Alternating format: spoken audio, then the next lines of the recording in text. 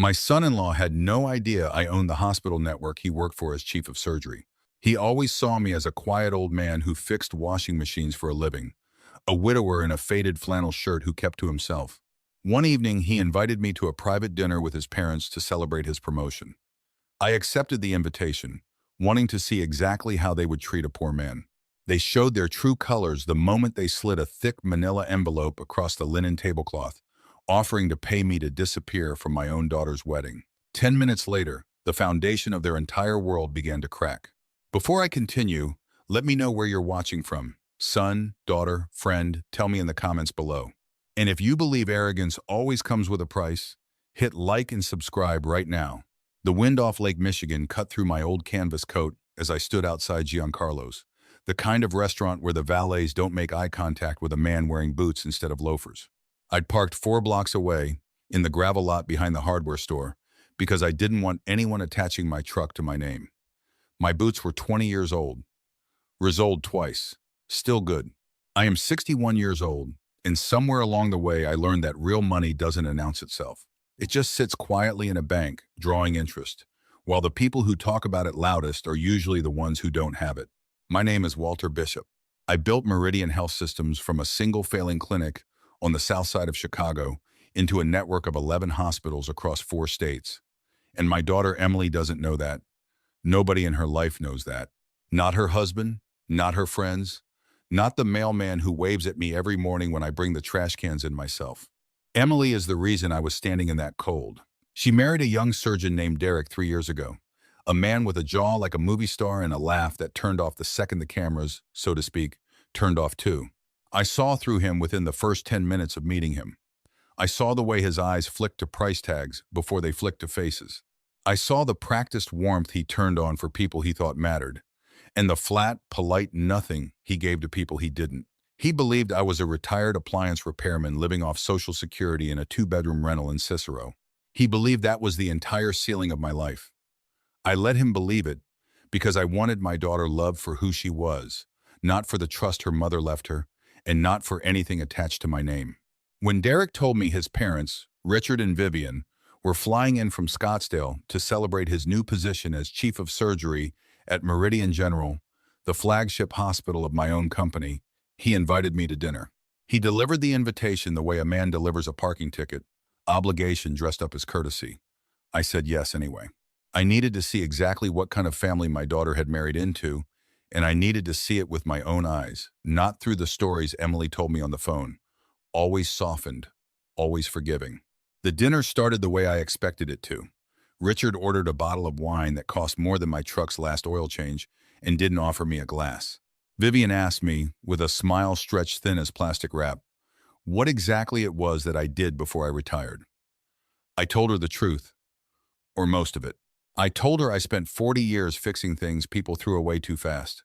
Washing machines, furnaces, the occasional refrigerator. I did not mention that I now employed 4,000 people and sat on the board of a regional bank. Richard let out a short laugh into his wine glass and glanced at his wife. A look passed between them like a note in grade school. Derek shifted in his seat, his neck flushing red, embarrassed to be seen next to me, as if my presence were a stain on the tablecloth of his new life.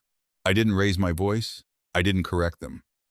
I sat there drinking my water, no lemon, no ice, just water, and I watched their arrogance the way you watch a storm roll in from a safe porch. Every comment about their lake house in Door County, about Derek's new Tesla, about the surgeon's gala next month that I obviously wouldn't be attending, was a small stone thrown to see if I'd flinch. Then the entrees came, and Richard didn't touch his. He reached into his jacket and pulled out an envelope, thick, cream-colored, sealed. He set it on the table and slid it across until it touched my bread plate. The table went quiet. Derek stared at his steak like it had personally wronged him. Vivian sipped her wine and watched me with the patience of someone who has done this before. To someone else, somewhere else. I asked what it was. Richard said there was $15,000 inside. A moving allowance, he called it. The condition was simple. I was to tell Emily I'd decided to retire somewhere warmer, Florida, maybe Arizona, near people my own age. I was to be gone before the wedding, before the gala, before anyone from Derek's new circle ever had to be introduced to a man who fixed appliances for a living. He said it plainly, like he was reading me a weather report. He said Derek was moving in serious circles now, and serious circles didn't include in-laws who smelled like a repair van. I asked him why I would ever agree to that. Richard leaned forward, and his voice dropped into something colder. He said that love was a beautiful idea, but reputation built empires, and my daughter's happiness would be a lot more secure if her father wasn't a walking reminder of where she came from. He said it like he was doing me a favor. I looked at that envelope for a long moment. Then I looked at my daughter's husband, who still hadn't met my eyes, and I felt something settle in my chest. Not rage exactly, something quieter and colder than rage. I pushed the envelope back across the table, toward Richard, and I told him I'd think about it. I told him I needed some time. It was a lie, but it was the kind of lie that buys you room to work. I drove home that night in silence, past the hospital, past my hospital, its windows lit gold against the dark, and I thought about my late wife, Carol, and what she would have said watching those two treat me like garbage on their table. The next morning, I called Nadia.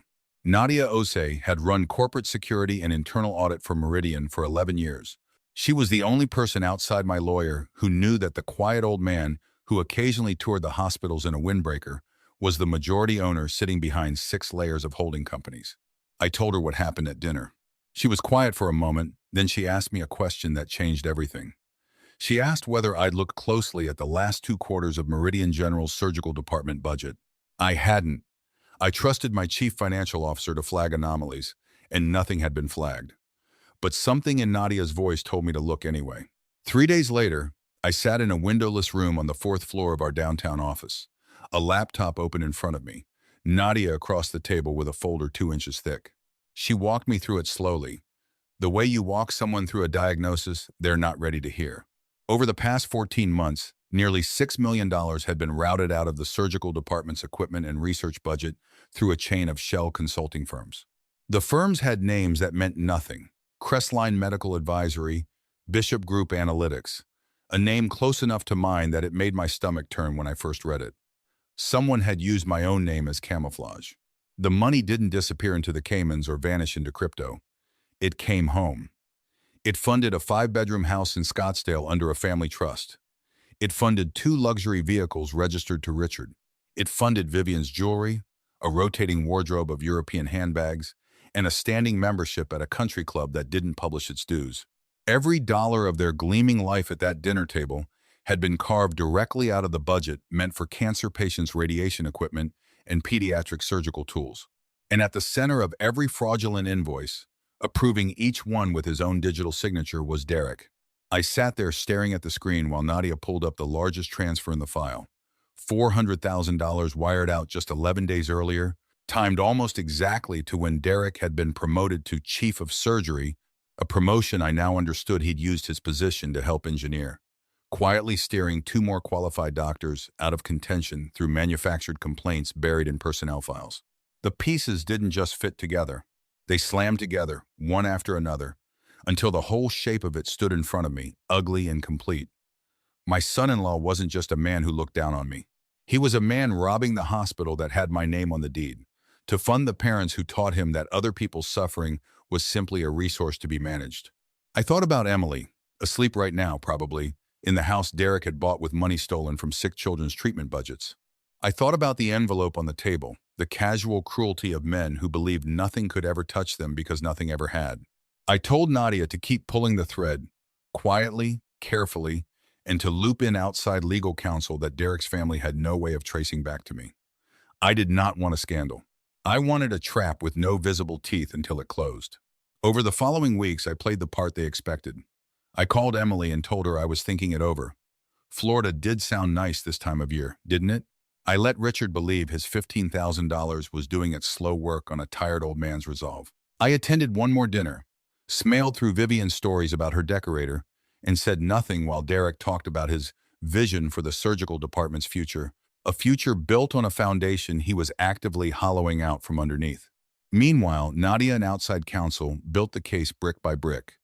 Every shell company, every falsified invoice, every personnel file Derek had quietly poisoned to clear his path to chief of surgery. We brought in forensic accountants who specialize in healthcare fraud, the kind who don't return calls from anyone but a judge. Within 6 weeks, we had enough to hand directly to federal investigators. Healthcare fraud at this scale crosses state lines and touches Medicare billing, which meant it wasn't just my problem to solve quietly anymore. It was the government's. The surgeon's gala came before the indictment did. Derek had specifically asked Emily not to bring me, said something vague about it being a professional event.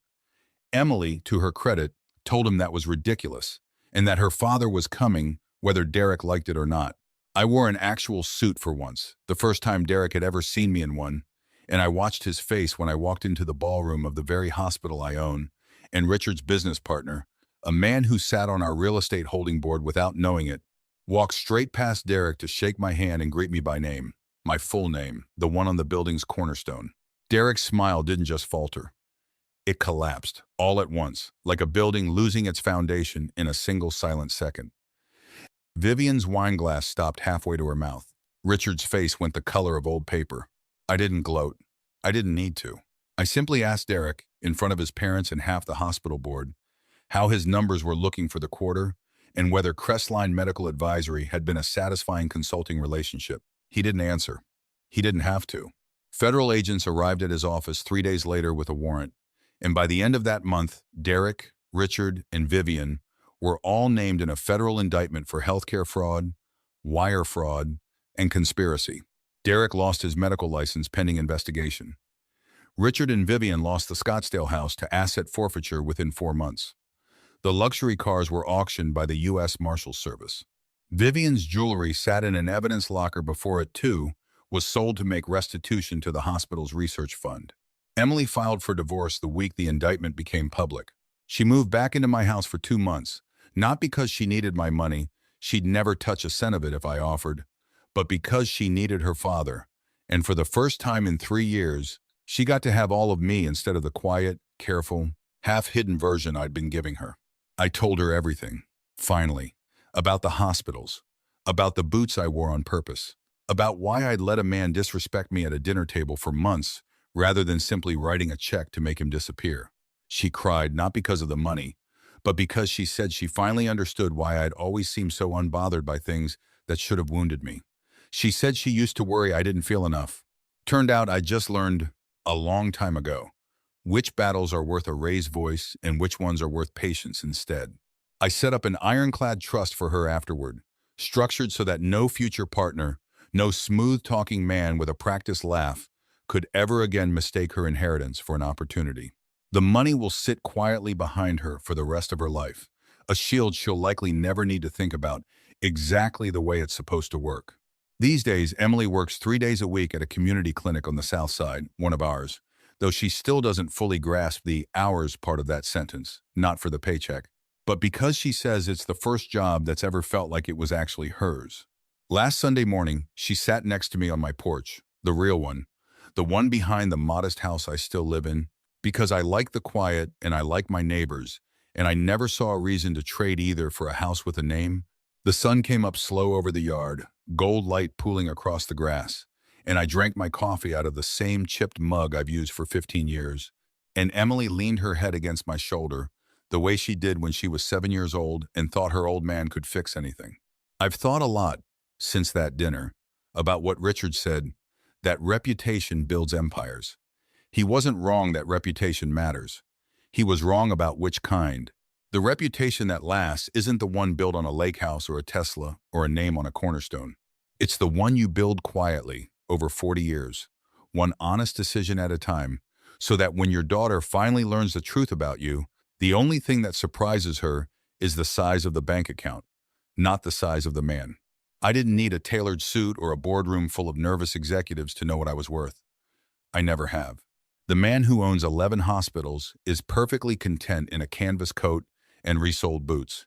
And if you ask me, son or daughter, wherever you're watching this from, that's the whole lesson sitting right there in plain sight. Wealth used as a weapon eventually turns on the hand holding it. Quiet patience. The kind that costs you your pride at a dinner table for a few months so you can protect the people you love for the rest of their lives. That's the only investment that's ever really paid me back. If this story reminded you of your own father, or if you are that father, tell me about him in the comments below. And if you believe kindness should never be mistaken for weakness, Hit like, subscribe, and I'll see you in the next one.